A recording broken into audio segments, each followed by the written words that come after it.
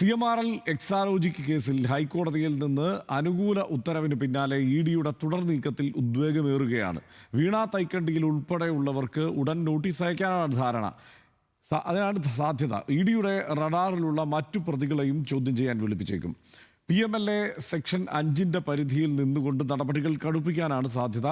News angle വിശകലനം ചെയ്യുന്നു. ED ഇനി എങ്ങോട്ട്?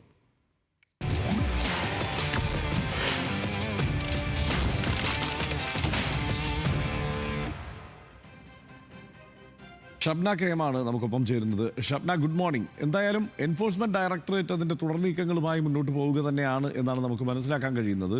ഇനിയിപ്പോൾ എങ്ങനെയായിരിക്കും എൻഫോഴ്സ്മെന്റിന്റെ നീക്കങ്ങൾ? ഇപ്പോൾ നോട്ടീസ് അയച്ച് വിളിച്ചു വരുത്തുക, അല്ലെങ്കിൽ ആ നിലയ്ക്ക് ചോദ്യം ചെയ്യാനുള്ള സാധ്യത ആരായുക, മറ്റ് രേഖകൾ കണ്ടെത്താൻ ശ്രമിക്കുക എന്നതിനപ്പുറത്തേക്ക് ഇനിയിപ്പോൾ ഒരു റെയ്ഡോ മറ്റ് സാധ്യതകളോ ഒന്നും തൽക്കാലം നിലനിൽക്കുന്നുമില്ലല്ലോ. എന്താണ് ഇനി സാധ്യത?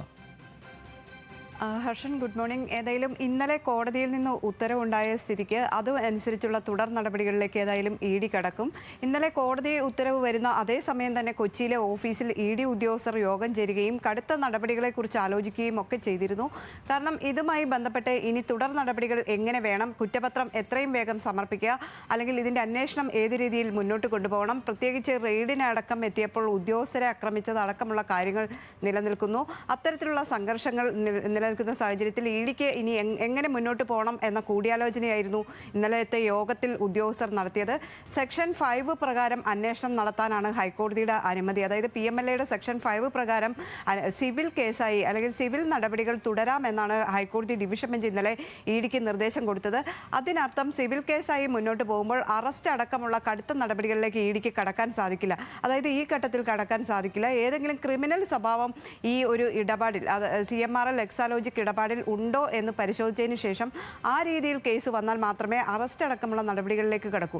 പക്ഷേ ഈ സെക്ഷൻ 5 പ്രകാരം ഇനിയിപ്പോൾ സമൻസ് അയച്ച് ഈ പ്രതിയാക്കപ്പെട്ട ആളുകളെ അല്ലെങ്കിൽ സംശയിക്കുന്ന ആളുകളെ വിളിച്ചു വരുത്താൻ ഇഡിക്ക് സാധിക്കും.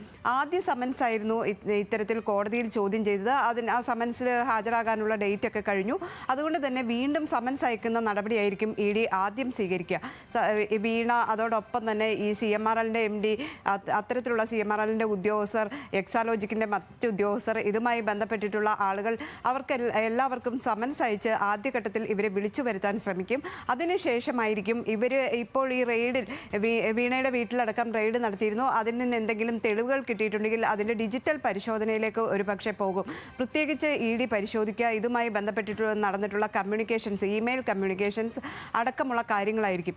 അതിൻ്റെ ഒരു ഡിജിറ്റൽ പരിശോധന, ലഭിച്ച വിവരങ്ങളും അതോടൊപ്പം തന്നെ ഇവരെ ചോദ്യം ചെയ്യാൻ വിളിപ്പിക്കുമ്പോൾ ഇവർ പറയുന്ന കാര്യങ്ങളും തമ്മിൽ പൊരുത്തക്കേടുകൾ ഉണ്ടോ എന്ന പരിശോധനയായിരിക്കും ആദ്യഘട്ടത്തിൽ ഇഡി നടത്തുക. അതിനുശേഷമായിരിക്കും മറ്റ് നടപടികളിലേക്ക് കുറ്റപത്രം അടക്കമുള്ളവ തയ്യാറാക്കുക. ഇത് ഇല്ലാത്ത സേവനത്തിന് വേണ്ടി എക്സാലോജിക് കമ്പനിക്ക് പണം നൽകി എന്നതാണ് ഇഡിയുടെ കേസ് തന്നെ. അത് ഈ ഇല്ലാത്ത സേവനത്തിന് പണം നൽകിയപ്പോൾ ഈ പണം കള്ളപ്പണമായിരുന്നോ എന്നതാണ്. അപ്പോൾ ഈ പണത്തിൻ്റെ സോഴ്സ്, അല്ലെങ്കിൽ ഇവർക്ക് ലഭിച്ച പണം ഇവരെങ്ങനെ ഇൻവെസ്റ്റ് ചെയ്തു, ആ പണം എന്ത് ചെയ്തു തുടങ്ങിയ കാര്യങ്ങളിലേക്ക് മാത്രമാകും ഇഡിയുടെ ഒരു അന്വേഷണം. കാരണം ഇഡിയുടെ ഒരു അധികാര പരിധിയും അത് മാത്രമായിരിക്കും, കള്ളപ്പണമാണോ എന്നത് സംബന്ധിച്ച്.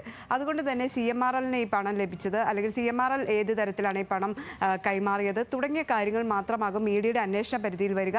ആ രീതിയിലുള്ള ഒരു അന്വേഷണം പൂർത്തീകരിച്ചതിന് ശേഷമായിരിക്കും ഇഡി ഏതായാലും ഈ കേസിൽ വേഗം തന്നെ കുറ്റപത്രം സമർപ്പിക്കാനുള്ള ഒരു സാധ്യത കാണുന്നുണ്ട്. കാരണം എത്രയും പെട്ടെന്ന് ഇതിൻ്റെ അന്വേഷണം പൂർത്തിയാക്കി കുറ്റപത്രം സമർപ്പിക്കാൻ ഇഡി ഏതായാലും ശ്രമിക്കും.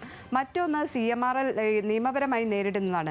ഇന്നലെ ഇപ്പോൾ ഡിവിഷൻ ബെഞ്ചിൽ നിന്ന് ഇത്തരത്തിലൊരു ഓർഡർ വന്നു. ഇനിയിപ്പോൾ സുപ്രീം കോടതിയെ സമീപിക്കാൻ ഒരു 2 ആഴ്ച സമയം വേണം എന്ന് ഈ CMRL ഇന്നലെ ഹൈക്കോടതി ഡിവിഷൻ ബെഞ്ചിൽ ആവശ്യപ്പെട്ടെങ്കിലും കോടതി അത് അനുവദിച്ചില്ല. കാരണം സിവിൽ അന്വേഷണമാണ് നടക്കുന്നത്, ഇത് പ്രാഥമികമായ അന്വേഷണമാണ്.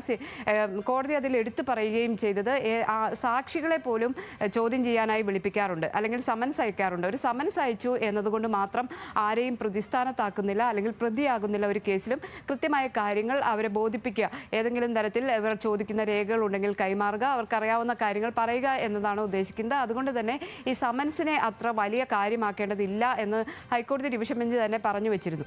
ഈ ഒരു സാഹചര്യത്തിൽ CMRL ഒരു പക്ഷേ സുപ്രീം കോടതിയെ സമീപിക്കാനുള്ള സാധ്യതയുണ്ട്. ഈ അടുത്ത ദിവസങ്ങളിൽ തന്നെ സുപ്രീം കോടതി ഇപ്പോൾ വെക്കേഷനാണ്. ഏതായാലും വെക്കേഷൻ ബെഞ്ചിൽ ഇത്തരത്തിലൊരു അപ്പീലുമായി സുപ്രീം കോടതിയിൽ എത്താനുള്ള ഒരു സാധ്യത തള്ളിക്കളയാൻ പറ്റില്ല. സുപ്രീം കോടതിയിൽ നിന്ന് ഏതെങ്കിലും തരത്തിൽ അനുകൂലമായൊരു വിധി ലഭിച്ചാൽ ഇഡിക്ക് വീണ്ടും അന്വേഷണത്തിൽ പ്രതിസന്ധി വരും. അല്ലെങ്കിൽ ഇഡി ഇത്തരത്തിലുള്ള തുടർ നടപടികളുമായി മുന്നോട്ട് പോകും. പോകും.